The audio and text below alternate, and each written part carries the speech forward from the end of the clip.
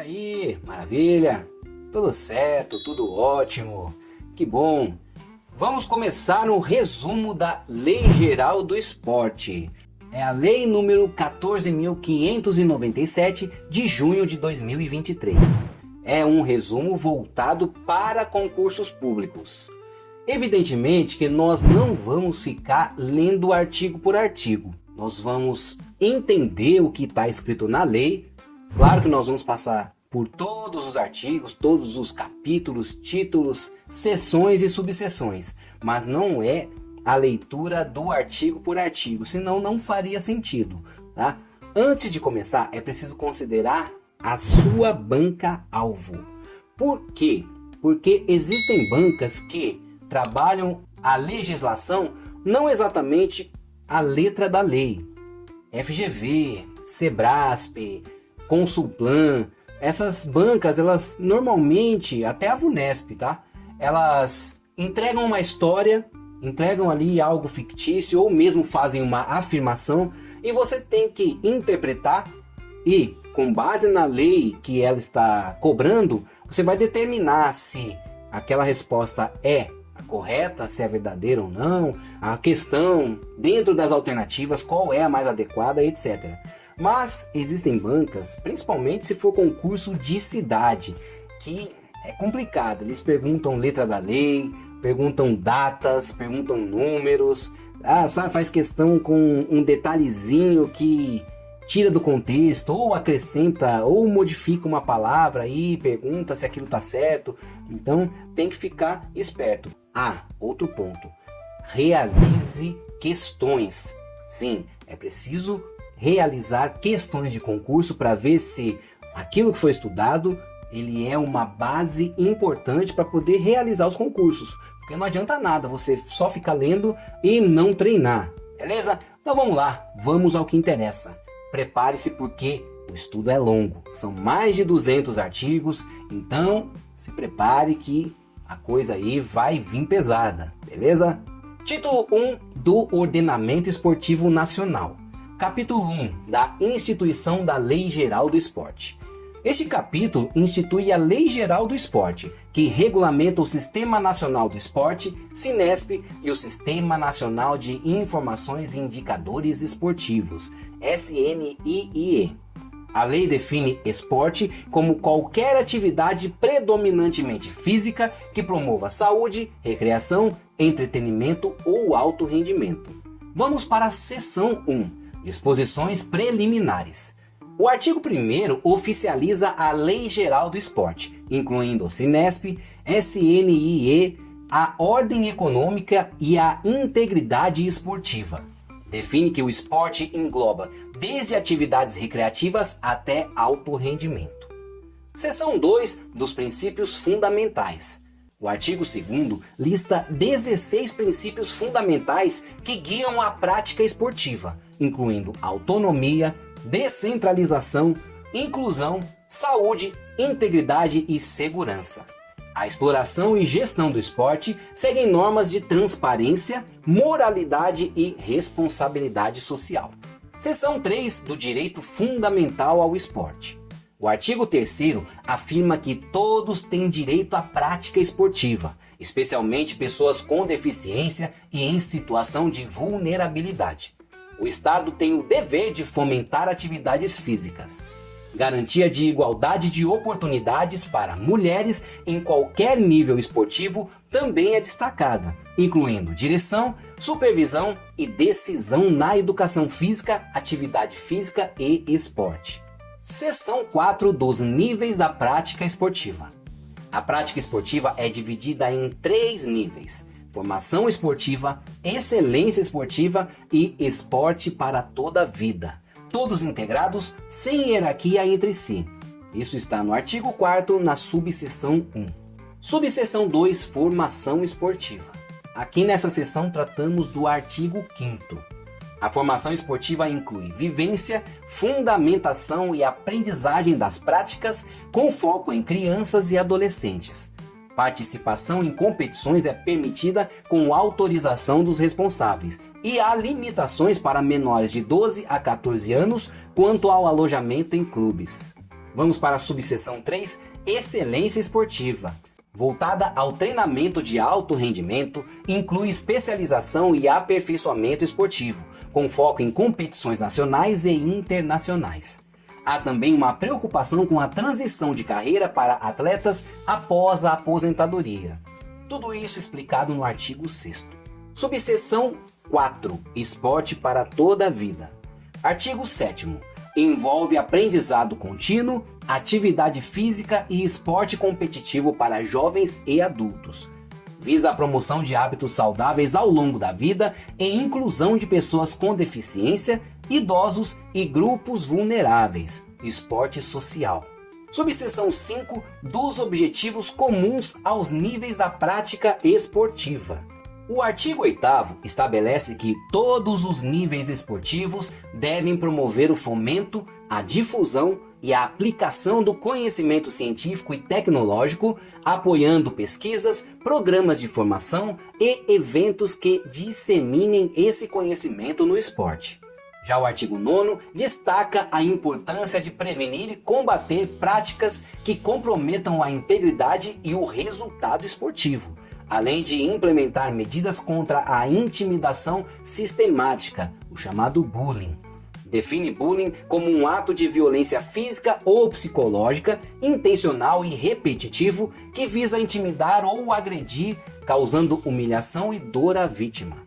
E o artigo 10º define o esporte educacional como aquele praticado em sistemas de ensino e formas assistemáticas de educação, com foco no desenvolvimento integral, físico e intelectual dos praticantes, evitando seletividade e competitividade excessiva, visando a cidadania, lazer e integração social.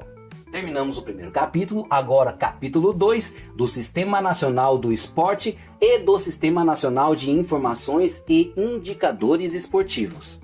A seção 1 trata das disposições gerais. O Sistema Nacional do Esporte, Sinesp, é descentralizado, democrático e participativo. Seus principais objetivos incluem integrar os entes federativos e organizações esportivas, promover a universalização da prática esportiva e articular ações de formação esportiva e inclusão social. O Sistema Nacional de Informações e Indicadores Esportivos é responsável por coletar dados, fornecer metodologias e acompanhar a execução de políticas esportivas. A inserção de dados é obrigatória para todos os níveis de governo que aderirem ao Sinesp, e o sistema deve ser transparente, com informações acessíveis ao público. Então essa parte nós tratamos dos artigos 11, 12 e 13. Seção 2, da composição e das atribuições. Aqui nós vamos falar dos artigos 14 ao 17, são bem extensos. O Sinesp é composto pela União, estados, municípios e organizações esportivas que optem por aderir ao sistema. Cada ente tem responsabilidades definidas para promover políticas esportivas. União coordena o Sinesp, presta assistência técnica e financeira aos estados e municípios, mantém a rede nacional de treinamento e o cadastro nacional de organizações esportivas, além de gerir o SNIE. Os estados confinanciam programas esportivos, priorizam ações de formação e esporte para a vida, monitoram planos estaduais de esporte e apoiam municípios em suas políticas esportivas. E os municípios executam políticas esportivas locais com foco no esporte educacional e na infraestrutura esportiva.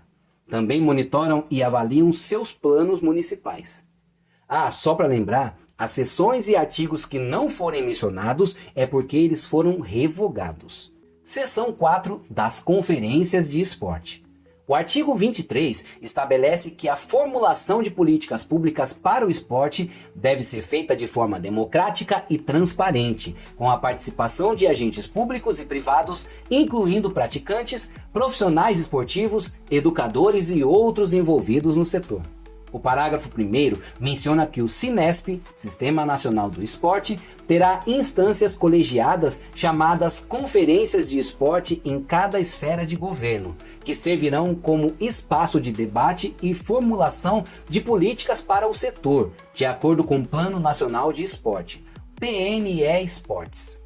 O parágrafo 2º define que as conferências de esporte se reunirão a cada 4 anos, com representantes de diversos segmentos sociais para avaliar a situação esportiva e propor diretrizes para políticas públicas. O parágrafo 3º permite que a conferência de esporte seja convocada extraordinariamente por ela mesma ou pelo conselho de esporte correspondente. E por fim, o parágrafo 4º estabelece que as conferências de esporte deverão propor diretrizes para os planos decenais de esporte e o PN Esporte. Vamos para a seção 6, da interação entre entes públicos e privados no esporte. Subseções 1 até 6. Artigo 25. Entidades privadas e públicas não estatais que atuam no esporte devem se relacionar com órgãos públicos através do Sinesp. As políticas públicas esportivas devem ser executadas em colaboração com essas entidades, descentralizando ações e favorecendo instituições especializadas. O artigo 26 fala que a autonomia esportiva é garantida, baseada na Carta Olímpica, assegurando que o Estado não interfira indevidamente, mantendo a integridade e a incerteza dos resultados esportivos, sob o sistema global Lex Esportiva. Artigo 27. Organizações esportivas têm autonomia para se autorregular, auto-administrar e escolher dirigentes, além de obter recursos de várias fontes. A arbitragem é permitida para resolver conflitos esportivos. Artigo 28. As organizações esportivas têm liberdade de associação, podendo escolher sua estrutura jurídica e os critérios de filiação. Lembrando que não é uma leitura do artigo ao pé da letra, é algo resumido, ok? Artigo 30. O Comitê Olímpico Brasileiro, COB, representa o país em eventos olímpicos, enquanto o Comitê Paralímpico Brasileiro faz o mesmo nos esportes paralímpicos. Artigo 31. O uso exclusivo de símbolos olímpicos e paralímpicos é restrito ao COB e CPB. E o artigo 32. O Subsistema Nacional do Esporte Militar coordena o esporte nas Forças Armadas, visando a inclusão social e ao aprimoramento esportivo. Vamos para a seção 7 da Lei Geral do Esporte, que trata das fontes de recursos e obrigações das organizações esportivas privadas. As organizações esportivas privadas serão constituídas como pessoas jurídicas de direito privado e devem se autofinanciar, mas podem receber apoio público para atingir os objetivos estabelecidos no PN Esporte, além de participar de programas e ações públicas relacionadas ao esporte. Tudo isso explicado no artigo 33. Elas também podem obter recursos oriundos de loterias, sorteios e concursos de prognósticos, e esses recursos devem ser geridos de acordo com os princípios da administração pública. A fiscalização ficará a cargo do Tribunal de Contas da União e esses recursos podem ser usados diretamente ou de forma descentralizada. Os gastos dessas organizações devem seguir regulamentos específicos que respeitem os princípios da administração pública, preservando a natureza privada das entidades. Aqui nós concluímos o artigo 34 e o seu parágrafo único. Os recursos obtidos por meio de concursos de prognósticos, sorteios e loterias, conforme a Lei nº 13.756 de 2018, serão aplicados na manutenção e desenvolvimento das atividades esportivas dessas organizações, sempre alinhados aos seus objetivos institucionais. Tudo isso explicado no artigo 35. Vamos para contrapartidas na gestão esportiva, que é a subseção 2. Para que uma organização esportiva receba recursos públicos federais ou valores de loterias e concursos de prognósticos, ela precisa atender a uma série de requisitos estabelecidos na lei. Esses requisitos incluem viabilidade e autonomia financeira, devem comprovar capacidade financeira por meio de balanços financeiros e uma declaração de seu dirigente máximo, regularidade fiscal e trabalhista. As organizações precisam estar com suas obrigações fiscais e trabalhistas em dia, por meio de certidões negativas. Compatibilidade com o PN Sport. As ações da organização devem estar alinhadas com o PN Sport. Mandatos limitados para dirigentes. O presidente ou dirigente máximo deve ter mandato de até 4 anos, com possibilidade de uma única reeleição consecutiva. Além disso, cônjuges e parentes próximos não podem assumir o cargo em sucessão direta. Gestão transparente. As organizações devem ser transparentes em suas gestões financeiras, contratos e direitos de imagem, entre outros aspectos. Participação de atletas. Organizações que regulam modalidades esportivas devem garantir a participação de atletas em órgãos e conselhos responsáveis por aprovar regulamentos e encargos diretivos. Isonomia de gênero. As premiações oferecidas em competições devem ser equivalentes entre homens e mulheres. Cumprimento de obrigações sociais. Devem comprovar a contratação de aprendizes e pessoas com deficiência conforme a legislação. Essas organizações também precisam divulgar em seus sites e sedes uma série de informações, como o estatuto social, a lista de dirigentes e seus salários, além de contratos firmados com o governo federal. Vamos para os pactos para os ciclos olímpicos e paralímpicos. Subseção 3. O Comitê Olímpico Brasileiro, COB, o Comitê Paralímpico Brasileiro, CPB, suas organizações filiadas e outras entidades esportivas de atuação nacional, como o CBC e o CBCP, devem firmar pactos com o Ministério do Esporte no ano dos Jogos Olímpicos e Paralímpicos para os ciclos seguintes.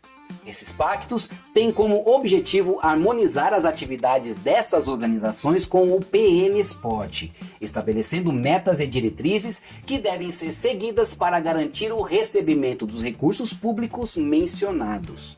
Vamos para o capítulo 3, do financiamento público ao esporte. O capítulo 3 da Lei Geral do Esporte aborda o financiamento público destinado ao desenvolvimento e promoção do esporte no Brasil. Esse capítulo está dividido em várias seções que tratam das disposições gerais, dos fundos de esporte, do Fundo Nacional do Esporte e dos auxílios direto aos atletas, incluindo a Bolsa Atleta. Então vamos nessa. Seção 1, disposições gerais. O artigo 39 fala que o poder público tem a responsabilidade de fomentar a prática esportiva, destinando recursos que garantam a universalização do esporte no país. A prioridade deve ser dada ao esporte educacional, que visa ao desenvolvimento integral dos praticantes. O artigo 40 traz o fomento das atividades esportivas no Sistema Nacional do Esporte, o SINESP, deve ser realizado por meio de confinanciamento das 3 esferas de governo, federal, estadual e municipal, utilizando os fundos de esporte. O parágrafo único fala que os entes federados, estados, Distrito Federal e municípios devem atuar de forma harmoniosa para otimizar a instalação de equipamentos esportivos. Deve-se consultar a organização que administra ou regula a modalidade esportiva ao construir centros esportivos ou arenas destinados à excelência esportiva. Seção 2 dos fundos de esporte. Artigo 41. Cada esfera de governo, federal, estadual, municipal, no SINESP, possuirá um fundo de esporte de natureza contábil, com a finalidade de centralizar recursos e fomentar atividades esportivas. Dentro desse artigo, o parágrafo único fala que o fundo de esporte de cada ente federado será gerido pelo órgão público responsável pelas políticas de fomento esportivo, sob a orientação e controle do respectivo Conselho de Esporte. O artigo 42 traz que o confinanciamento das atividades esportivas e o aprimoramento da gestão das políticas de esporte no SINESP ocorrerão por meio de transferências automáticas ou voluntárias entre os fundos de esporte, além da alocação de recursos próprios nas 3 esferas de governo. Artigo 43, nós vemos que condições para repasses de recurso aos estados, Distrito Federal e municípios são: 1. Requisitos para repasse. Instituição e funcionamento de Conselho de Esporte com composição partidária entre governo e sociedade civil. fundo de esporte com orientação e controle dos respectivos conselhos de esporte e plano de esporte. Parágrafo 1º. Nós vemos que há necessidade de comprovação orçamentária dos recursos próprios destinados ao esporte nos respectivos fundos. O parágrafo 2º. Se os municípios, estados ou Distrito Federal não atenderem aos requisitos, os recursos serão administrados pelos estados ou pela União. O artigo 44 fala: a fiscalização do uso dos recursos alocados nos fundos de esporte será realizada pelos órgãos de controle interno e externo de cada ente federado, além da fiscalização dos recursos provenientes de repasses de outros entes federados. No artigo 45 vemos: estados, Distrito Federal e municípios devem prestar contas anualmente sobre o uso regular dos recursos federais recebidos para seus fundos de esporte. No parágrafo único vemos: os entes transferidores, como o governo federal, podem solicitar informações sobre a aplicação dos recursos para monitorar sua correta utilização. E o artigo 46, os recursos dos fundos de esporte incluem aqueles previstos na Constituição Federal e na legislação de cada ente federativo. Seção 3 do Fundo Nacional do Esporte. Aqui no artigo 47 vemos: o Fundo Nacional do Esporte, Fundesporte, tem como objetivos: 1. Acesso a práticas esportivas, facilitar o acesso de todas as camadas da população às atividades esportivas. 2. Educação física. Promover a prática de educação física em todos os níveis educacionais e valorizar os profissionais dessa área. 3. Universalização e descentralização. Garantir que os programas esportivos sejam universais e descentralizados. 4. Infraestrutura. Construir, tornar acessíveis e manter instalações esportivas. 5. Equipamentos. Destinar equipamentos adequados e adaptados para a prática esportiva. 6. Competições. Realizar competições esportivas e estimular a participação de atletas. 7. Transição de carreira. Criar programas que auxiliem atletas na transição de carreira. 8. Pesquisa e tecnologia. Fomentar estudos, pesquisas e avanços tecnológicos no esporte. E 9. Capacitação de treinadores. Desenvolver programas de capacitação e formação de treinadores. Parágrafo 1º. Vedação de uso. Os recursos do Fundesporte não podem ser utilizados para remuneração de pessoal ou pagamento de encargos sociais. Parágrafo 2º. Despesas administrativas. O percentual máximo destinado às despesas administrativas será definido anualmente pelo Conselho Nacional de Esporte, o CNE. Parágrafo 3º. Prioridade na aplicação. Prioridade para serviços que compõem a formação esportiva e o esporte para toda a vida. E o parágrafo 4º. Cadastro Nacional. Organizações esportivas devem estar cadastradas no Cadastro Nacional de Organizações Esportivas para acessar os recursos do Fundesporte. No artigo 48 vemos: receitas do Fundesporte incluem 1. Recursos do Tesouro Nacional, incluindo emendas parlamentares. 2. Doações, legados e patrocínios conforme legislação vigente. 3. Subvenções e auxílios de entidades de qualquer natureza, inclusive organismos internacionais. 4. Receitas da exploração de modalidades lotéricas, conforme a Lei nº 13.756 de 2018. 6. Reembolsos de operações de empréstimos realizadas pelo Fundesporte. Então, não se perca, nós estamos falando de receitas do Fundesporte. 7. Saldos não utilizados em projetos específicos. 8. Devolução de recursos de projetos não iniciados ou interrompidos. 9. Resultados de aplicações em títulos públicos federais. 10. Conversão de dívida externa com entidades estrangeiras por meio de doações. 11. Saldos de exercícios anteriores. E 12. Recursos de outras fontes. Artigo 49, nós vemos a distribuição de recursos lotéricos. 1/3 dos recursos provenientes de loterias será repassado aos fundos de esporte dos estados e do Distrito Federal, proporcionalmente às apostas em cada unidade federativa, com prioridade para o esporte educacional, inclusive em jogos escolares. Parágrafo único. Pelo menos 50% desses recursos devem ser investidos em projetos municipais ou, na ausência de projetos, em ações governamentais em benefício dos municípios. Agora começamos a seção 4, dos auxílios direto aos atletas e da Bolsa Atleta. Artigo 50. O poder público deve fomentar a formação, desenvolvimento e manutenção de atletas em formação e de rendimento através de auxílios diretos denominados Bolsa Atleta. Artigo 51. Instituição da Bolsa Atleta. Destinada prioritariamente a atletas de alto rendimento em modalidades olímpicas, paralímpicas e surdolímpicas. Confesso que nunca tinha ouvido falar de modalidades surdolímpicas. Vivendo e aprendendo. Análise para inclusão de outras modalidades será feita conforme o artigo 54, que está por vir. Parágrafo 1º. Benefício financeiro.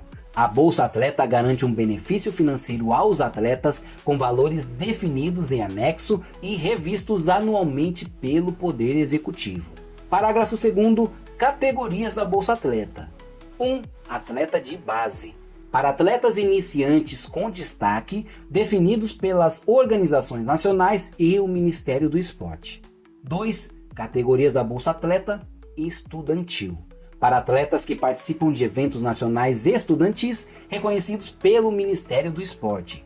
3. Atleta nacional. Para atletas que participam de competições nacionais indicados pelas organizações nacionais.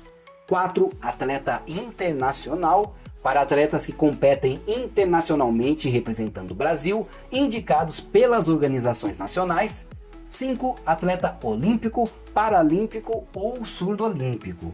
Para atletas que participam de Jogos Olímpicos, Paralímpicos ou Surdolímpicos, conforme critérios do Ministério do Esporte. E 6. Atleta pódio. Para atletas de modalidades individuais olímpicas, paralímpicas e surdolímpicas vinculados ao programa Atleta Pódio.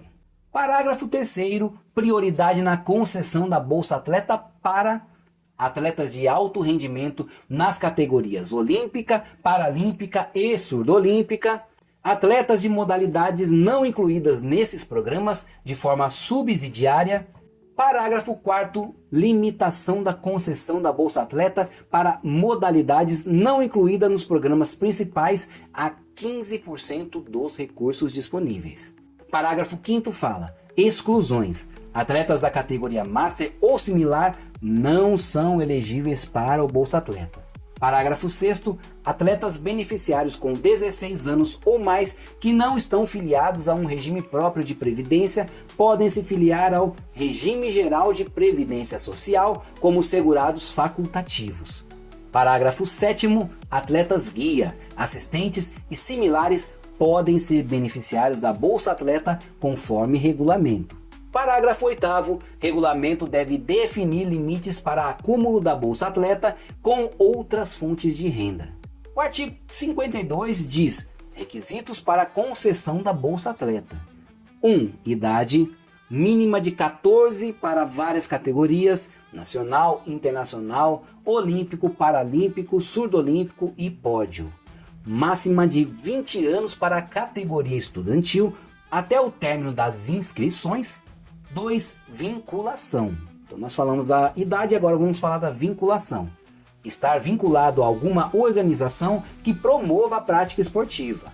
O terceiro é atividade. Estar em plena atividade esportiva.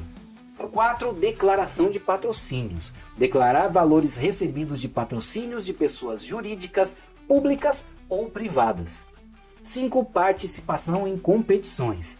Ter participado de competições nacionais ou internacionais no ano anterior, exceto para a categoria Atleta Pódio. 6. Matriculação. Tá escrito assim. Estar regularmente matriculado em instituição de ensino para a categoria estudantil. 7. Plano esportivo. Encaminhar plano esportivo anual com treinamento, objetivos e metas. 8. Ranqueamento. Para a categoria atleta pódio, estar ranqueado entre os 20 primeiros do mundo na respectiva modalidade. Parágrafo 1º. Vedação. Atletas condenados por dopagem não podem se candidatar à Bolsa Atleta. Parágrafo 2º. Atletas na categoria estudantil podem acumular a Bolsa Atleta com outras bolsas ou benefícios de programas de incentivo ao ensino e pesquisa. Artigo 53. Concessão e renovação da Bolsa Atleta. Prazo: concedida por 1 ano, paga em até 12 parcelas mensais. Renovação prioritária. Após o término, a renovação será prioritária para 1. Atletas que conquistaram medalhas em Jogos Olímpicos, Paralímpicos ou Sudolímpicos. 2. Atletas da categoria atleta pódio. E 3. Atletas gestantes ou puérperas. Artigo 53-A. Proteção para atletas gestantes ou puérperas. Respeito à maternidade. Garantia de respeito aos direitos de maternidade para atletas gestantes ou puérperas no âmbito da Bolsa Atleta. Parágrafo 1º. Se a atleta não puder comprovar participação em competições devido à gestação ou puerpério, poderá utilizar resultados do ano anterior. Parágrafo 2º. Garantia de recebimento regular das parcelas da Bolsa Atleta até a retomada da atividade esportiva, sem aplicação do prazo de 1 ano. Parágrafo 3º. Durante gestação ou puerpério, não será exigida a comprovação de plena atividade esportiva na prestação de contas. Parágrafo 4º. A Bolsa Atleta será garantida durante a gestação e até 6 meses após o nascimento, com um máximo de 15 parcelas mensais consecutivas. Parágrafo 5º. Após a retomada da atividade ou o término do período de proteção, as obrigações da atleta com a Bolsa Atleta serão exigidas novamente. Parágrafo 6º. Atletas gestantes ou puérperas podem retomar a atividade esportiva antes do término do período de proteção, conforme a orientação médica e do treinador. Parágrafo 7º. Os direitos de gestantes ou puérperas também se aplicam a casos de adoção. Parágrafo 8º. A concessão dos direitos para gestantes ou puérperas depende da disponibilidade orçamentária e financeira do Ministério do Esporte. Artigo 54. O ministro de Estado do Esporte deve submeter ao Conselho Nacional de Esporte, CNE, a análise e deliberação sobre pedidos de concessão de bolsas para atletas de modalidades não olímpicas, paralímpicas e surdolímpicas, observando o Plano Nacional de Esporte, PNesporte, e as disponibilidades financeiras. O artigo 56 fala dos critérios complementares. Definição de critérios. Regulamento deve estabelecer critérios para concessão, suspensão e cancelamento das bolsas, incluindo modalidades não principais. Definir formas e prazos para a inscrição, obtenção do benefício e prestação de contas dos recursos e resultados esportivos. Parágrafo único. O regulamento deve assegurar ao atleta 1. Direito de recurso, possibilidade de recorrer contra decisões, e 2. Efeito suspensivo. Decisões de suspensão ou cancelamento de bolsas devem ter efeito suspensivo imediato. Prosseguindo, título 2 da Ordem Econômica Esportiva. Capítulo 1 da Responsabilidade na Gestão Esportiva. A seção 1 da Lei Geral do Esporte estabelece que a ordem econômica esportiva deve garantir as relações sociais derivadas das atividades esportivas, com o poder público sendo responsável por sua integridade, dado seu relevante interesse social. Para manter essa integridade, os gestores esportivos devem seguir regras de gestão corporativa, conformidade legal, transparência e integridade nas práticas e competições esportivas. Seção 2 dos princípios e diretrizes. A seção 2 da Lei Geral do Esporte define princípios e diretrizes para a gestão das organizações esportivas. O artigo 59 estabelece princípios como 1. Responsabilidade corporativa. Garantir a viabilidade econômica financeira da organização por meio de planejamento de riscos e conformidade. 2. Transparência. Fornecer publicamente informações sobre o desempenho econômico, financeiro e gerencial. 3. Prestação de contas. Gestores devem prestar contas de maneira clara e assumir as consequências de seus atos. 4. Equidade. Assegurar tratamento justo e igualitário a todos os membros da organização. 5. Participação. Promover práticas democráticas que incentivem a participação de todos os membros. E 6. Integridade esportiva. Adotar medidas para proteger a incerteza dos resultados esportivos e a igualdade entre competidores. O artigo 60 aborda diretrizes para os processos eleitorais nas organizações esportivas, garantindo transparência, participação e segurança, com critérios como colégios eleitorais com representação de atletas, técnicos e árbitros, divulgação pública das eleições e votação sem fraude. Há regras específicas para a valoração de votos e para a participação de representantes de diferentes categorias. O artigo 62 proíbe que pessoas ou entidades detenham simultaneamente participação no capital ou na gestão de mais de uma organização esportiva que dispute a mesma competição.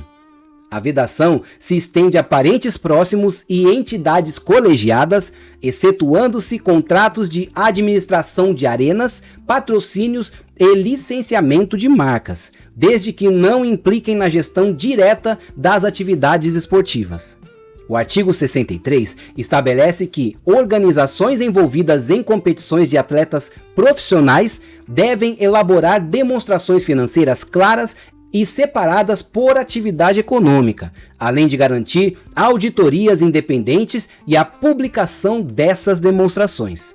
O descumprimento pode resultar em sanções como a inelegibilidade de dirigentes, nulidade de atos e afastamento de gestores. Esse conjunto de normas visa garantir uma gestão transparente, responsável e democrática das organizações esportivas, promovendo integridade nas competições e boa governança financeira. Vamos para a seção 3 dos deveres do gestor. Os gestores esportivos devem atuar com diligência, lealdade e transparência, utilizando informações da organização de forma ética e visando o melhor interesse da entidade. Eles são responsáveis por garantir a integridade das decisões financeiras e administrativas. Seção 4. Requisitos e impedimentos pessoais. Pessoas inelegíveis para cargos públicos ou condenadas por gestão temerária estão proibidas de exercer funções de direção em organizações esportivas por pelo menos 10 anos. Os gestores inadimplentes em contas públicas também são proibidos de assumir cargos de liderança. Seção 5 da gestão temerária no esporte. A seção 5 da Lei Geral do Esporte trata da gestão temerária no esporte e define responsabilidades e consequências para dirigentes de organizações esportivas que praticarem atos ilícitos ou irresponsáveis.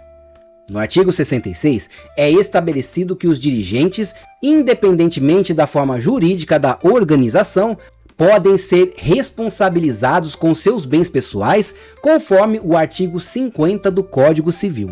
Considera-se dirigente qualquer pessoa com poder de decisão na entidade, seja de fato ou de direito.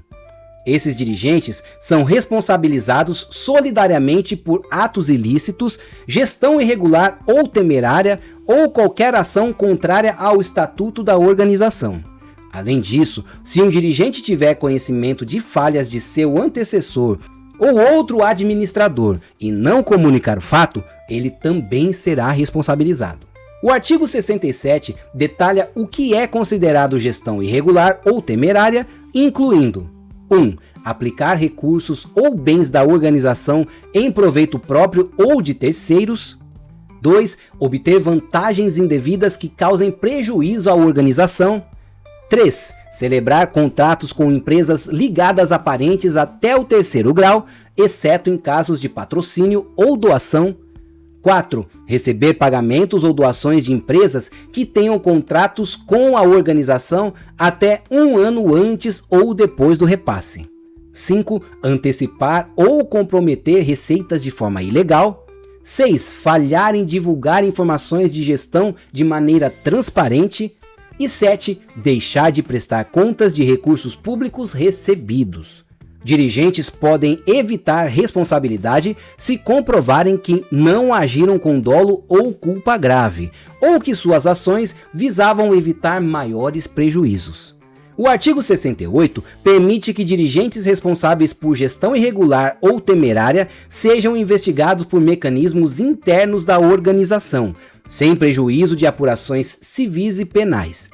Caso a apuração não seja iniciada em até 3 meses após a ciência do ato, 30% dos associados com direito a voto podem convocar uma assembleia para iniciar o processo.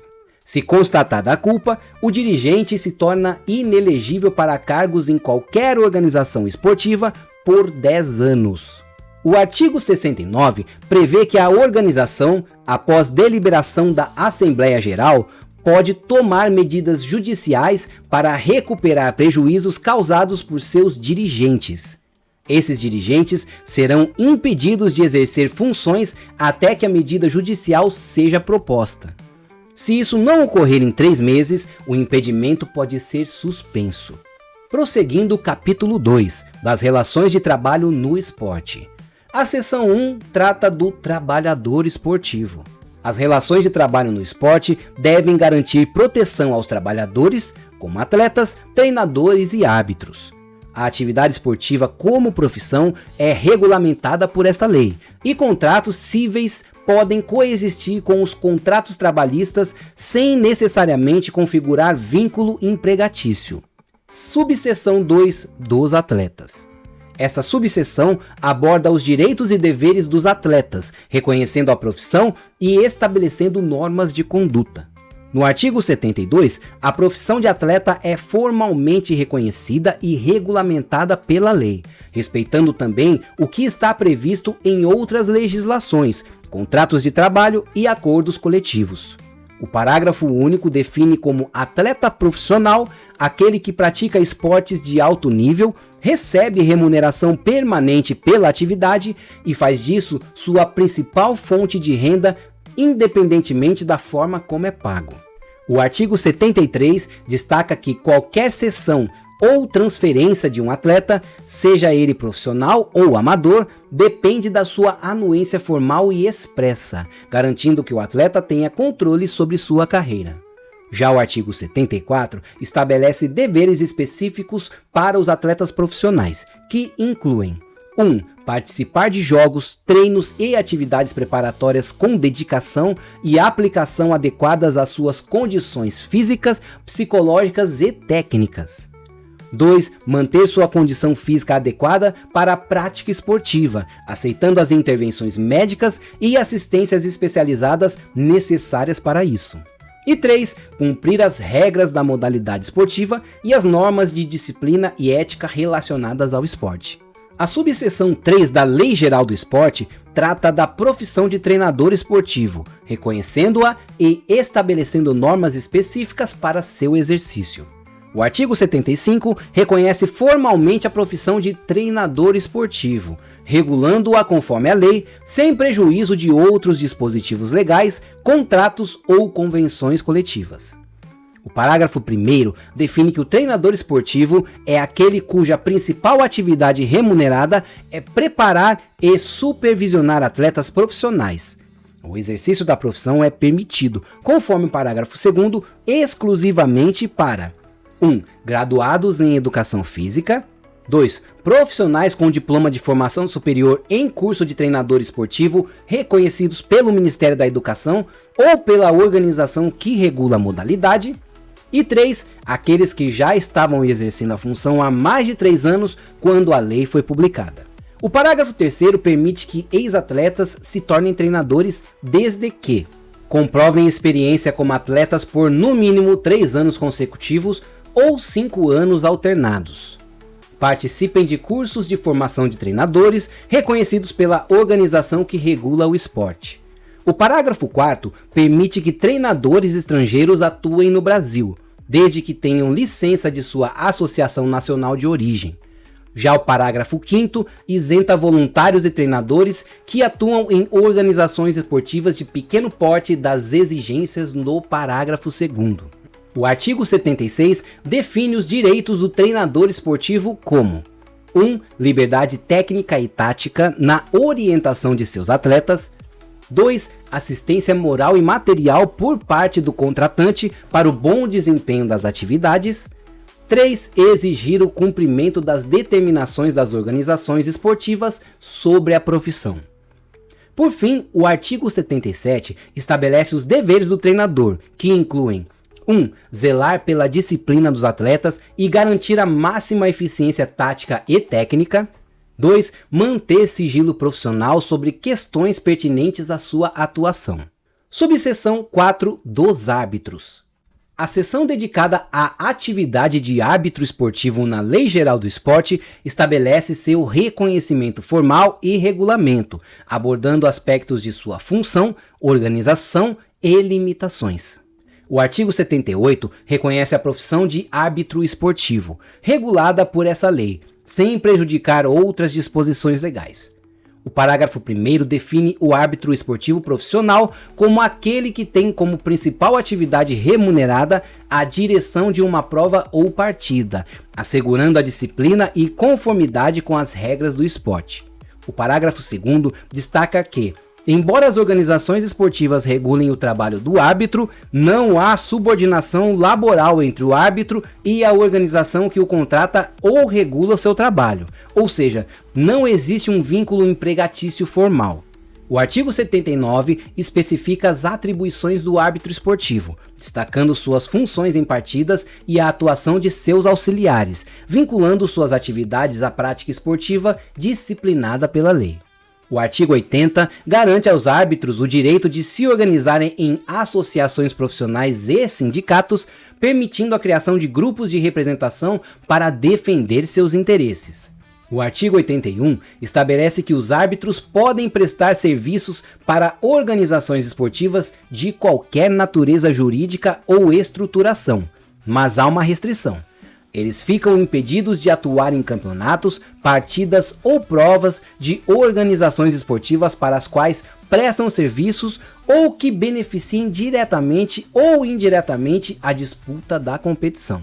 Essa limitação visa a imparcialidade e transparência na atuação dos árbitros. A subseção 5 da Lei Geral do Esporte trata das disposições comuns aos trabalhadores esportivos, abrangendo atletas, treinadores e árbitros, e aborda a profissionalização e os deveres das organizações esportivas que se dedicam à prática esportiva profissional. Artigo 82. Formas de profissionalização. A profissionalização desses trabalhadores não se limita à atividade assalariada. Ela pode ocorrer também por meio de contratos cíveis, mas é vedado que esses profissionais sejam sócios ou acionistas das organizações esportivas. A existência de um vínculo meramente esportivo não implica por si só a formação de uma relação de emprego entre o atleta, treinador ou árbitro e a organização. Seção 2. Organizações esportivas profissionais. O artigo 83 define que qualquer organização esportiva que mantenha atletas profissionais é considerada voltada à prática profissional. Artigo 84. Deveres das organizações esportivas. As organizações esportivas profissionais possuem várias obrigações. 1. Registro dos atletas nas entidades que regulam suas modalidades. 2. Prover condições adequadas para competições, treinos e outras atividades. 3. Submeter os atletas a exames médicos e clínicos necessários para a prática esportiva. 4. Oferecer condições dignas de trabalho a todos os profissionais esportivos, incluindo treinadores e árbitros. 5. Exames de sangue periódicos são obrigatórios. 6. Contratar seguro de vida e acidentes pessoais para atletas e treinadores, cobrindo os riscos a que estão sujeitos com o valor da indenização mínima correspondendo à remuneração anual. E 7. Despesas médico-hospitalares são responsabilidade da organização até que a seguradora pague a indenização. O parágrafo 1º afirma que, enquanto a seguradora não fizer o pagamento da indenização, a organização esportiva é responsável por cobrir despesas médicas e afins. O parágrafo 2º estabelece que o custo do seguro pode ser custeado por recursos de loterias destinados ao COB, Comitê Olímpico Brasileiro, e ao CPB, Comitê Paralímpico Brasileiro. O parágrafo 4º estabelece que atletas acima de 21 anos que não são profissionais não podem participar de competições profissionais. Seção 3. Contrato Especial de Trabalho Esportivo. O artigo 85 trata do Contrato Especial de Trabalho Esportivo, que regula a relação de emprego entre atleta profissional e organização esportiva, estabelecendo que esse contrato deve ser por prazo determinado, com vigência entre 3 meses e 5 anos. O contrato deve conter 2 cláusulas importantes. 1. Cláusula indenizatória esportiva, devida à organização empregadora em caso de transferência do atleta ou retorno às atividades em outra organização. E 2. Cláusula compensatória esportiva, devida ao atleta em determinadas situações de rescisão contratual. O parágrafo 1º define os valores da cláusula indenizatória, limitada a 2.000 vezes o salário para transferências nacionais e sem limite para transferências internacionais. O parágrafo 3º estipula que a cláusula compensatória será livremente pactuada, com um limite máximo de 4.000 vezes o salário mensal e um mínimo correspondente ao valor dos salários até o fim do contrato. O artigo 86 estabelece que o contrato especial de trabalho esportivo deve ser formalizado por escrito e que prêmios por performance, direito de imagem e luvas não possuem natureza salarial, sendo regulados por contratos cíveis. Artigo 88. Suspensão do contrato. A organização esportiva pode suspender o contrato de trabalho do atleta por mais de 90 dias, caso o atleta seja impedido de atuar devido a ações alheias à atividade profissional. O contrato pode conter uma cláusula de prorrogação automática. O artigo 89 garante que, para contratos inferiores a 12 meses, o atleta terá direito a saldo proporcional de férias, abono de férias e 13º salário. A subseção do término do contrato especial de trabalho esportivo da Lei Geral do Esporte estabelece que o vínculo entre o atleta profissional e a organização esportiva pode cessar nas seguintes situações: término do contrato, distrato, inadimplência salarial ou de direitos de imagem, rescisão indireta e dispensa imotivada. A inadimplência por mais de 2 meses permite ao atleta rescindir o contrato e transferir-se para outra organização. Fica garantido o direito de transferência do atleta mesmo com a competição em andamento, desde que respeitada a data limite de inscrições. Além disso, o atleta pode recusar-se a competir se os salários estiverem atrasados por 2 meses ou mais. Para atletas estrangeiros, a autorização de trabalho é concedida por até 5 anos e a organização esportiva deve comprovar essa autorização sob pena de cancelamento da inscrição esportiva. Na seção de atletas, o atleta pode ser cedido a outra organização, desde que concorde. O contrato inicial fica suspenso e o poder de direção passa à organização cessionária. Caso haja inadimplência, a cessão pode ser rescindida e o atleta deve retornar à organização original. A cessão pode prever multas em caso de descumprimento. Já em transferências internacionais, devem ser seguidas as normas regulatórias da modalidade, com destaque para a cláusula indenizatória esportiva. Por fim, os direitos econômicos referem-se ao valor econômico derivado da transferência do atleta, enquanto contratos de intermediação definem o agente esportivo como responsável pela negociação de contratos e gestão de carreiras, submetido à regra das federações esportivas e à fiscalização das organizações nacionais. Esse trecho ele engloba os artigos 90 a 95. A seção 6 da Lei Geral do Esporte trata das disposições específicas ao futebol, abordando tanto atletas quanto treinadores e a formação esportiva. Artigo 97. Disposições para atletas profissionais de futebol. A concentração dos jogadores não pode ser superior a 3 dias consecutivos por semana, exceto em casos específicos como competições fora da sede do clube. O prazo de concentração pode ser ampliado sem necessidade de pagamento adicional quando o atleta estiver à disposição de entidades reguladoras da modalidade. Não há direito a acréscimos salariais por concentração, viagens, pré-temporada fora da sede ou participação em jogos, salvo se o contrato prevê de forma diferente. O período de férias anuais será de 30 dias, podendo coincidir com o recesso esportivo, mas o clube pode ajustar essas datas com o atleta. A jornada semanal é de 44 horas. E para jogos noturnos, o atleta receberá 20% a mais pela hora de trabalho em relação à diurna. A atividade do jogador é regida por um contrato especial de trabalho esportivo. Esses termos podem ser modificados por convenção ou acordo coletivo e podem se estender a outras modalidades. Definição de trabalho noturno: entre 23h59 e 6h59, com a hora noturna calculada em 52 minutos e 30 segundos. Artigo 98. Disposições para treinadores de futebol. O clube empregador é a organização esportiva e o treinador o empregado, responsável por instituir os atletas tecnicamente e taticamente. O contrato de trabalho do treinador deve ter duração entre 6 meses e 2 anos e conter salário, gratificações e bonificações. Prêmios por performance, direitos de imagem e luvas não são considerados parte do salário e devem estar em contrato civil separado. O contrato deve ser registrado na entidade reguladora do futebol em até 10 dias. O treinador só pode atuar após o registro e a publicação de seu nome no boletim oficial da entidade que regula o esporte. O treinador está submetido às leis trabalhistas e previdenciárias, exceto quando incompatíveis com a Lei Geral do Esporte.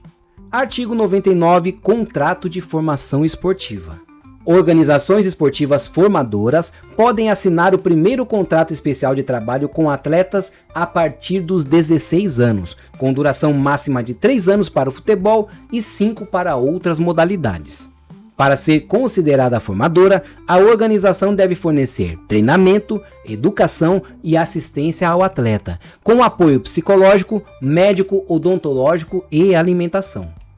O tempo de treinamento não pode ultrapassar 4 horas por dia e o atleta deve estar matriculado na escola. O contrato de formação pode incluir uma bolsa auxílio sem vínculo empregatício e o atleta menor de 14 anos pode deixar a organização a qualquer momento sem penalidades. A organização formadora tem preferência para renovar o primeiro contrato do atleta, desde que ofereça as mesmas condições propostas por outros clubes. A organização que se opuser ao contrato inicial ou se o atleta se vincular a outro clube, a formadora tem direito a uma indenização de até 200 vezes o valor dos custos comprovados com a formação. A formação esportiva requer registro na entidade reguladora do esporte e apenas organizações certificadas podem manter alojamentos. Artigos 100 a 101. Direitos e fiscalização. A formação esportiva é fiscalizada pelo Conselho Tutelar, Ministério Público e outras entidades reguladoras, garantindo a segurança, educação e assistência ao atleta em formação. Atletas em formação têm direitos como participação em treinamentos, segurança nos locais de treino, alimentação adequada, transporte, assistência educacional, psicológica e médica, além de convivência familiar. Organizações que não cumprem essas obrigações podem perder a certificação de formadora e ser impedidas de participar de competições oficiais. Vamos para mecanismo de solidariedade na formação esportiva. Artigo 102. Este artigo estabelece um sistema de compensação financeira para as organizações esportivas que contribuíram para a formação de um atleta. Sempre que um atleta profissional for transferido entre organizações esportivas, seja essa transferência definitiva ou temporária, 6% do valor total pago pela nova organização esportiva deve ser distribuído entre as organizações que ajudaram a formar o atleta. Essa compensação é feita com base em um percentual calculado de acordo com a idade do atleta durante seu período de formação da seguinte maneira: 1.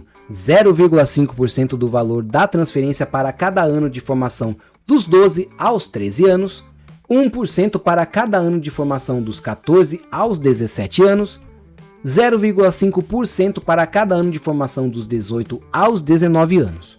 Ou seja, a porcentagem varia conforme a idade do atleta ao longo do período de formação, refletindo a importância de cada fase no desenvolvimento do atleta. Responsabilidades na distribuição dos valores. A organização esportiva cessionária, aquela que recebe o atleta, é a responsável por reter os 6% do valor acordado e distribuí-los entre as organizações formadoras do atleta, proporcionalmente ao tempo que cada uma participou no processo de formação. Exceção: se o atleta se desvincular unilateralmente de sua organização esportiva, pagando a cláusula indenizatória prevista no artigo 86, inciso 1º, a organização que recebeu essa compensação financeira deverá distribuir 6% desse valor entre as organizações formadoras, respeitando o mesmo critério de proporcionalidade. Certificação e prazo. O percentual devido às organizações formadoras será calculado com base em uma certidão fornecida pela organização que regula o esporte nacionalmente, como a Confederação Brasileira de Futebol, no caso do futebol. Os valores devem ser distribuídos em até 30 dias após a transferência do atleta. Divulgação de projetos financiados com recursos públicos, artigo 140. Lembra quando der um salto, uma mudança grande de um artigo para outro, quer dizer que os artigos ocultos, eles foram vetados, beleza? Este artigo exige que a divulgação de qualquer atividade, bem ou serviço oriundo de projetos esportivos, culturais, de produção audiovisual e artística, que sejam financiados com recursos públicos, incluam a menção ao apoio institucional. Para isso, é necessário inserir a bandeira nacional nos materiais de divulgação, conforme estabelecido pela Lei 5.700 de 1971, que regula o uso de símbolos nacionais. Com esses dispositivos, a lei pretende valorizar tanto as organizações que investem na formação de jovens atletas, quanto garantir a transparência no uso de recursos públicos para projetos culturais e esportivos. A seção 1, intitulada Disposições Gerais, e a seção 2, dos Direitos do Espectador, da Lei Geral do Esporte, abordam as relações de consumo em eventos esportivos e os direitos dos espectadores, focando em normas de proteção ao consumidor, venda de ingressos, segurança nas arenas esportivas e transporte para os eventos. Disposições Gerais. O artigo 142 estabelece que as relações de consumo em eventos esportivos seguem as normas desta lei, complementadas pelas disposições do Código de Defesa do Consumidor. O espectador que comprar ingressos é tratado como consumidor, enquanto a organização esportiva responsável pela competição ou partida é vista como fornecedora de serviços. Mesmo em casos em que a administração do evento é delegada a terceiros, a organização que regula a modalidade esportiva a nível nacional ainda é considerada fornecedora. Direitos do espectador. Sobre ingressos, artigos 143 a 145. O espectador tem o direito de adquirir ingressos para eventos com atletas profissionais até 48 horas antes do evento, por meio de sistemas eficientes que garantam a agilidade da venda e o acesso à informação. Ele deve receber um comprovante de pagamento no ato da compra, sendo vedada a exigência de devolução deste comprovante. Para competições de grande porte, primeira e segunda divisões, os ingressos devem ser vendidos em mínimo de 5 pontos de venda em diferentes regiões da cidade, a menos que a venda online já seja eficiente. Além disso, os ingressos devem ser numerados e o espectador tem o direito de ocupar o lugar correspondente ao número do ingresso, exceto em áreas de assistência em pé, nas quais o número de pessoas deve ser limitado por critérios de segurança e bem-estar. Eventos com mais de 20 mil pessoas devem contar com sistema eletrônico de controle de ingressos e fiscalização. Segurança nas arenas esportivas e transporte público, artigos 146 a 155. O artigo 146 assegura o direito à segurança do espectador antes, durante e após os eventos. A acessibilidade deve ser garantida a pessoas com deficiência ou mobilidade reduzida. Os responsáveis pela competição devem fornecer laudos técnicos às autoridades, atestando a capacidade de público e condições de segurança da arena. Em caso de infrações, como a venda de mais ingressos que a capacidade da arena ou falhas nas medidas de segurança, a organização poderá ser punida com até 6 meses de proibição de competições no mesmo município. A partir do artigo 148, estipula-se que arenas com capacidade para mais de 20 mil pessoas devem contar com monitoramento por imagem e identificação biométrica dos espectadores. A implementação dessas medidas deve ocorrer em até 2 anos. Os organizadores são obrigados a solicitar a presença de agentes de segurança e fornecer informações essenciais para garantir a segurança pública, como capacidade e expectativa de público. Também devem garantir a presença de médicos e enfermeiros proporcionais ao número de torcedores e disponibilizar uma ambulância para cada 10 mil pessoas. O artigo 150 exige que a organização do evento confirme 48 horas antes o local e horário da partida, além de contratar seguro de acidentes pessoais para os espectadores. O artigo 151 garante o direito à implementação de planos de ação para segurança e transporte em eventos com mais de 20 mil pessoas, sendo os detalhes divulgados online. Por fim, o artigo 152 responsabiliza solidariamente todas as organizações esportivas envolvidas pela realização do evento, em caso de falhas de segurança que prejudiquem os espectadores. Vamos para transporte público. O artigo 154 garante ao espectador acesso a transporte organizado e seguro, além de ampla divulgação das medidas de acesso ao evento. O transporte para idosos, crianças e pessoas com deficiência física também deve ser providenciado com a exigência de locais de partida de fácil acesso. As disposições do artigo 155 determinam que os organizadores de eventos esportivos devem garantir o acesso a estacionamentos e transporte para a arena esportiva, especialmente para pessoas com necessidades especiais. As subseções 3 e 4 estão relacionadas à alimentação e higiene e condições de acesso e permanência, e estabelecem normas essenciais para garantir o conforto, segurança e dignidade dos espectadores em eventos esportivos. Vamos para alimentação e higiene. Direito à higiene e qualidade. Os espectadores têm o direito de contar com instalações físicas limpas e produtos alimentícios de qualidade nas arenas esportivas. O poder público, por meio da vigilância sanitária, é responsável por garantir que essas condições sejam cumpridas. Preços justos. Proíbe-se a prática de preços abusivos ou aumentos injustificados nos alimentos vendidos durante o evento.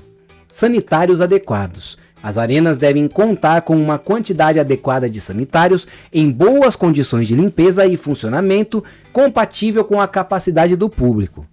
A segurança dessas condições deve ser atestada pelos laudos de fiscalização mencionados no artigo 147.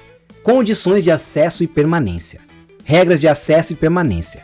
O artigo 158 lista uma série de requisitos para o ingresso e permanência do espectador em eventos esportivos, independentemente de como ele obteve esse ingresso.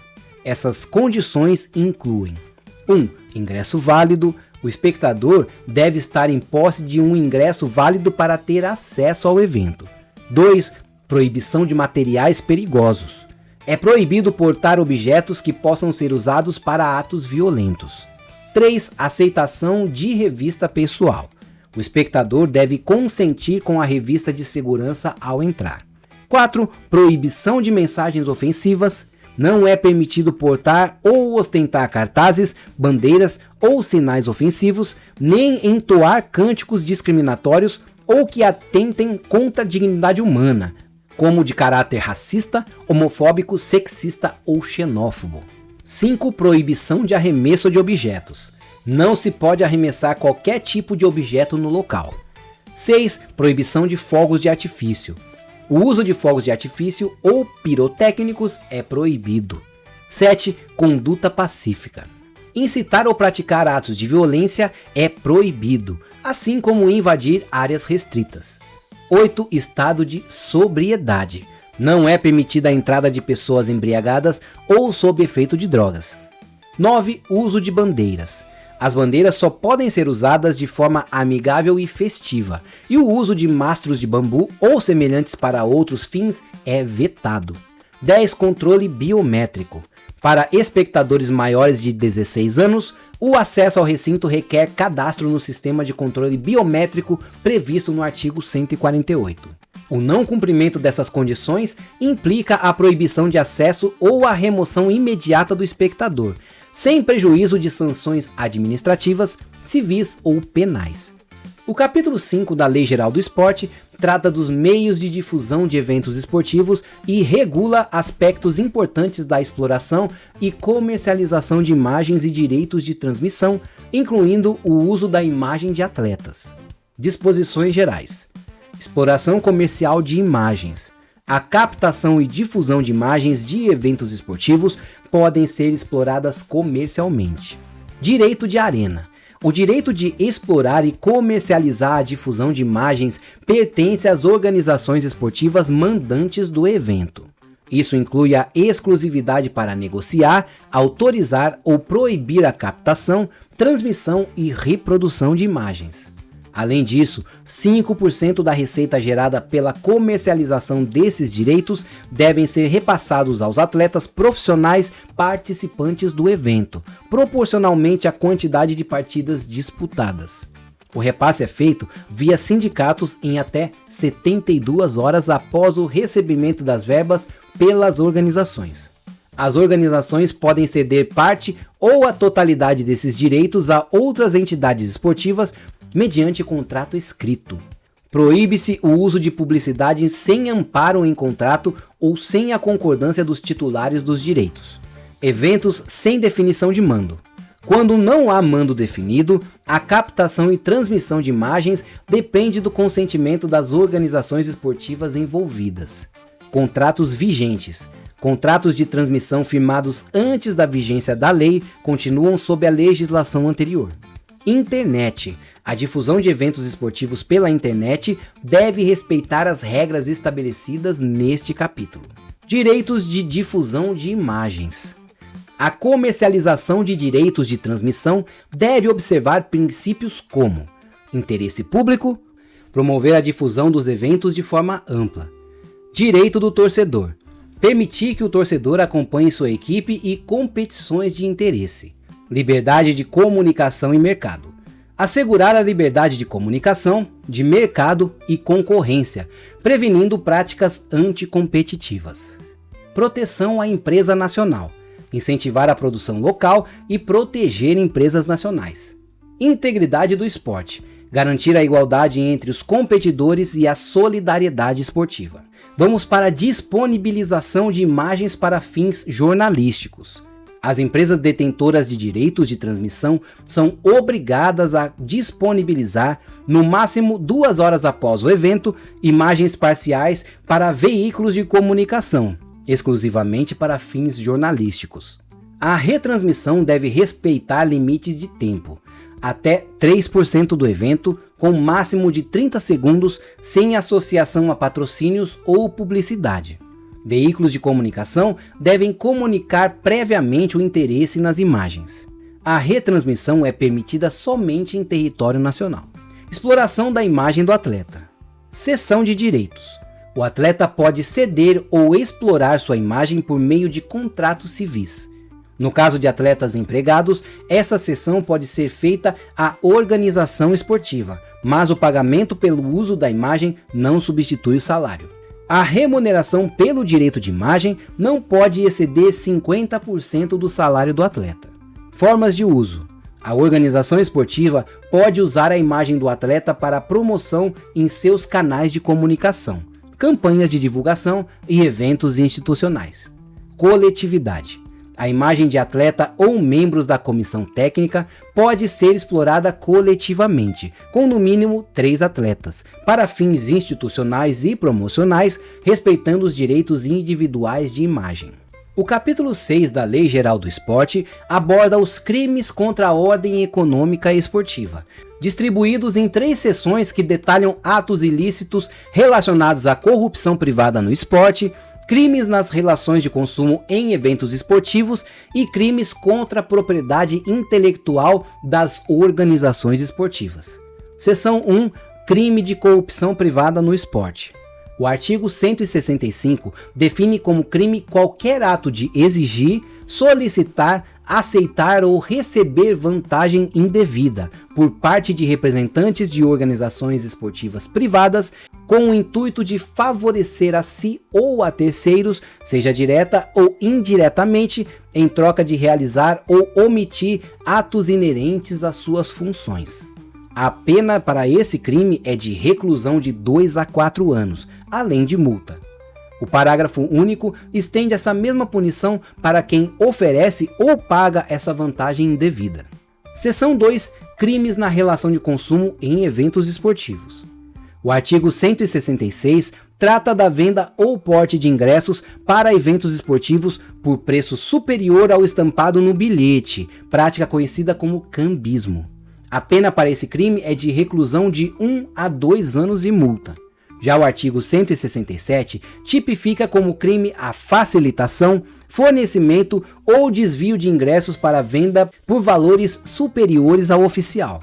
A pena é mais severa, sendo de 2 a 4 anos de reclusão e multa. O parágrafo único agrava essa pena em 1/3 até a metade, caso o agente envolvido seja um servidor público. O parágrafo único agrava essa pena em 1/3 até a metade, caso o agente envolvido seja um servidor público, dirigente ou funcionário relacionado à organização do evento, empresa responsável pela emissão de ingressos ou torcida organizada. Seção 3. Crimes contra a propriedade intelectual das organizações esportivas. Esta seção trata da proteção dos símbolos e marcas das organizações esportivas. O artigo 168 pune a reprodução, imitação, falsificação ou modificação não autorizada de símbolos visivelmente distintivos das organizações esportivas, com detenção de 3 meses a 1 ano ou multa. O artigo 169 agrava a situação ao criminalizar o comércio, importação, exportação, venda, distribuição ou manutenção em estoque desses símbolos falsificados ou não autorizados, prevendo uma pena de reclusão de 2 a 4 anos, além de multa. Marketing de emboscada. O artigo 170 trata do marketing de emboscada por associação, que ocorre quando marcas, produtos ou serviços são divulgados sem autorização da organização esportiva, sugerindo ao público que tem apoio ou patrocínio da organização. A pena é de detenção de 3 meses a 1 ano ou multa. O parágrafo único tipifica como crime vincular ingressos ou convites de eventos esportivos a ações publicitárias ou comerciais, visando vantagem econômica sem a devida autorização. O artigo 171 aborda o marketing de emboscada por intrusão, que é a exposição não autorizada de marcas ou a prática de atividades promocionais durante eventos esportivos para obter vantagem econômica ou publicitária. A pena também é de detenção de 3 meses a 1 ano ou multa. Por fim, o artigo 172 estabelece que, para os crimes relacionados à propriedade intelectual, exceto o previsto no artigo 169, a ação penal depende de representação da organização esportiva lesada, ou seja, só ocorrerá se houver uma queixa formal da parte interessada. O título 3 da Lei Geral do Esporte trata da integridade esportiva e da cultura de paz no esporte, focando em garantir a imparcialidade e a justiça nas competições esportivas. Capítulo 1. Garantia a incerteza do resultado esportivo. Este capítulo estabelece que a prática esportiva de alto rendimento deve preservar a igualdade de condições entre os competidores, mesmo quando se busca um melhor desempenho. Isso é essencial para assegurar que o resultado das competições seja incerto e justo, respeitando a ética esportiva. Seção 2. Prevenção e controle de dopagem. O controle de dopagem tem como objetivo proteger os atletas e as competições da influência de substâncias proibidas, assegurando a justiça, igualdade e a saúde dos competidores. O artigo 174 define que o controle de dopagem deve seguir programas nacionais e internacionais harmonizados. em conformidade com o Código Mundial Antidopagem. A dopagem é caracterizada como qualquer violação das regras antidopagem cometida por atletas, terceiros ou organizações esportivas, sendo controlada por instituições nacionais e internacionais que seguem as normas da Agência Mundial Antidopagem. O artigo 175 atribui à Autoridade Brasileira de Controle de Dopagem a responsabilidade de coordenar o combate à dopagem no Brasil. Suas funções incluem condução de testes de dopagem tanto durante competições quanto em períodos de intervalo, gestão de resultados e investigações antidopagem, emissão de autorizações para uso terapêutico de substâncias proibidas, certificação de profissionais e entidades para o controle de dopagem, edição de normas e resoluções técnicas de acordo com as diretrizes internacionais. Além disso, a ABCD é responsável por manter contato com organizações internacionais e informar a Justiça Desportiva Antidopagem sobre violações às regras de dopagem, atuando como fiscalizadora da legislação antidopagem no Brasil. Ela também pode delegar a coleta de amostras e propor alterações nas normas antidopagem. O artigo 176 determina que organizações privadas do Sistema Nacional do Esporte, o Sinesp, são responsáveis pela implementação das regras antidopagem, conforme regulado pelo Conselho Nacional do Esporte, CNE, e pela ABCD. Seção 3. Prevenção e combate à manipulação de resultados esportivos. O artigo 177 trata da prevenção e do controle à manipulação de resultados esportivos, cujo objetivo é proteger a imprevisibilidade e a integridade das competições. Manipulação é caracterizada por atos ou omissões que alterem intencionalmente o curso ou resultado de uma competição para obtenção de benefício indevido, seja para si ou para terceiros. O parágrafo único estabelece que o governo federal deve criar parcerias com organizações esportivas para monitorar as competições, visando identificar e combater tentativas de manipulação. O capítulo 2 e o capítulo 3 do título 3 da Lei Geral do Esporte abordam questões relacionadas ao torcedor e à promoção de uma cultura de paz no esporte, com foco na prevenção da violência e na proteção da integridade dos eventos esportivos. Capítulo 2 do torcedor. Este capítulo define o torcedor como qualquer pessoa que apoia ou acompanha uma organização esportiva ou modalidade específica. Ele é identificado não apenas como espectador, mas também como um consumidor do espetáculo esportivo. O torcedor pode organizar-se em torcidas organizadas, que são entidades associativas com fins lícitos, destinadas ao apoio a clubes ou organizações esportivas. Essas torcidas são caracterizadas como pessoas jurídicas de direito privado ou como associações de fato. A torcida organizada é distinta da organização esportiva que apoia e, por lei, deve manter um cadastro atualizado de seus membros, com informações detalhadas como nome completo, fotografia, CPF, estado civil, profissão, endereço, entre outros.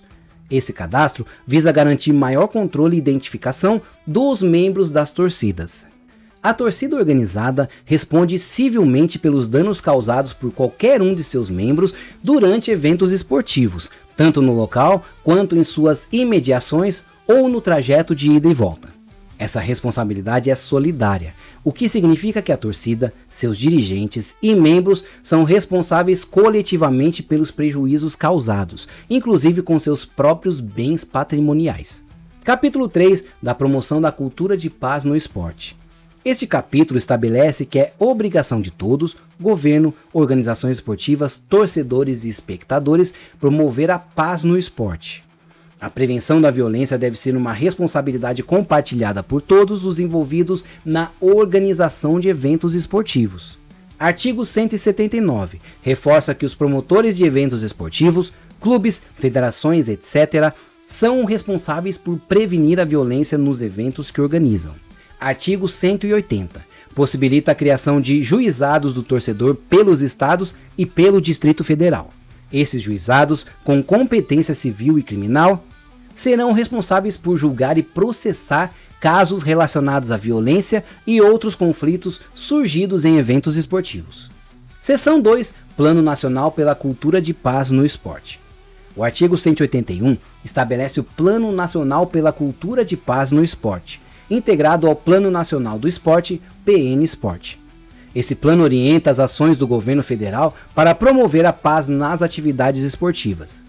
Entre suas diretrizes destacam-se a adoção de medidas preventivas e educativas para controlar atos de violência relacionados ao esporte, afastamento de torcedores violentos das arenas esportivas com trabalho de reintegração visando sua participação pacífica em eventos futuros, difusão permanente de práticas que promovam a cultura de paz, estabelecimento de procedimentos padronizados de segurança e de resolução de conflitos, valorização dos juizados do torcedor como um meio de lidar com incidentes relacionados à violência esportiva. Seção 3 da Autoridade Nacional para a Prevenção e Combate à Violência e à Discriminação no Esporte, ANESPORT. Alguns dispositivos dessa seção foram vetados, mas o artigo 183, parágrafo 2º, mantém a proibição da participação em eventos esportivos por até 5 anos para torcidas organizadas e seus membros que promovam tumultos, incitem ou pratiquem atos de violência ou cometam condutas discriminatórias, racistas, xenófobas, homofóbicas ou transfóbicas. A punição também se aplica àqueles que invadem áreas restritas de eventos esportivos, como espaços reservados para competidores, árbitros, fiscais e jornalistas. O artigo 184 amplia a aplicação das sanções às torcidas organizadas envolvidas em atos de violência ou discriminação, mesmo que tais atos ocorram fora do local e do horário do evento esportivo, como invasão de locais de treinamento, confrontos entre torcedores ou incentivo a tais confrontos, crimes cometidos contra atletas, árbitros, jornalistas ou outros envolvidos com o evento esportivo, mesmo que fora do contexto direto da competição. Capítulo 4 da Garantia da Ética e do Jogo Limpo nas competições. As organizações esportivas devem promover a prática esportiva baseada em padrões éticos e morais, garantindo o jogo limpo, fair play, nas competições. Cada organização nacional que regula uma modalidade esportiva precisa criar um regulamento de fair play financeiro aplicável a todas as organizações esportivas associadas. Esse regulamento deve incluir regras e sanções relacionadas ao equilíbrio financeiro, patrimônio líquido, níveis de endividamento, limites para a contratação de atletas, limites de aportes de acionistas e garantia de continuidade operacional por meio de auditoria externa. Os regulamentos das competições, incluindo as tabelas e o nome do ouvidor, devem ser divulgados até 45 dias antes do início da competição. Interessados podem manifestar-se sobre o regulamento nos 10 dias subsequentes à divulgação. O ouvidor tem 72 horas para elaborar um relatório com sugestões, que será analisado pela organização esportiva em até 48 horas e submetido ao Conselho Arbitral para deliberação. O regulamento definitivo precisa ser divulgado até 30 dias antes do início da competição.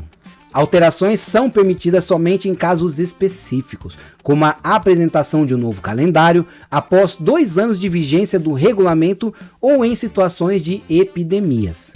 A participação de organizações esportivas em competições deve ser baseada em critérios técnicos, vedando-se a adoção de convites ou outros critérios não previstos. A arbitragem deve ser independente, imparcial e isenta de pressões. Os árbitros devem entregar a súmula e os relatórios até 4 horas após o término das partidas, podendo, em casos excepcionais, complementar em até 24 horas. A súmula e os relatórios devem ser divulgados publicamente até o 3º dia útil após a partida. A escolha dos árbitros deve seguir critérios definidos nos regulamentos. Capítulo 5 dos crimes contra a integridade e a paz no esporte. Este capítulo define crimes que atentam contra a integridade do esporte, como a solicitação, aceitação, oferecimento ou promessa de vantagens para alterar ou fraudar o resultado de uma competição esportiva. Esses atos são punidos com reclusão de 2 a 6 anos e multa. Também se enquadram como crimes ações que promovam tumulto, incitem violência ou invadam áreas restritas em eventos esportivos, com penas de reclusão de 1 a 2 anos e multa. Se essas condutas ocorrerem nas imediações da arena esportiva ou durante o trajeto, a pena será convertida para impedir a presença do infrator próximo aos eventos esportivos por até 3 anos. O descumprimento dessa restrição resulta em pena de privação de liberdade. As penalidades são mais severas para quem organizar tumultos e serão dobradas em caso de racismo ou infrações contra mulheres. Título 4. Disposições finais e transitórias. Este título trata de aspectos diversos relacionados ao esporte e estabelece que dirigentes de organizações esportivas não exercem funções públicas nem são considerados autoridades públicas. Organizações esportivas transnacionais sediadas no Brasil terão o mesmo tratamento que as nacionais. Atletas, árbitros, treinadores e outros profissionais que sejam servidores públicos terão seus períodos de convocação para eventos esportivos considerados como exercício efetivo de suas funções, com a comunicação sendo feita pela organização esportiva.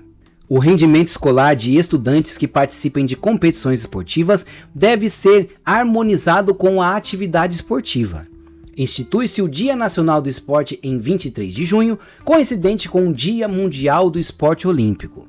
Administradores de organizações esportivas não podem exercer cargos em entidades que administrem modalidades praticadas pela mesma organização. Atletas refugiados são equiparados a nacionais para participar de competições sem necessidade de autorização de trabalho. Organizações esportivas podem alterar a destinação e uso de seus bens imóveis mediante decisão de Assembleia Geral. As ligas esportivas são consideradas organizações que administram e regulam o esporte. Por fim, os profissionais de imprensa credenciados têm direito a acesso aos estádios e arenas esportivas, ocupando pelo menos 80% dos locais reservados à imprensa. A lei também estabelece que a Sociedade Anônima do Futebol será regida subsidiariamente pela Lei Geral do Esporte, sempre que não houver conflito entre elas. Maravilha, chegamos ao fim. Agora, depois que estudou, que viu esse resumo completo, treine, busque questões, veja se esse resumo é suficiente para poder responder as questões.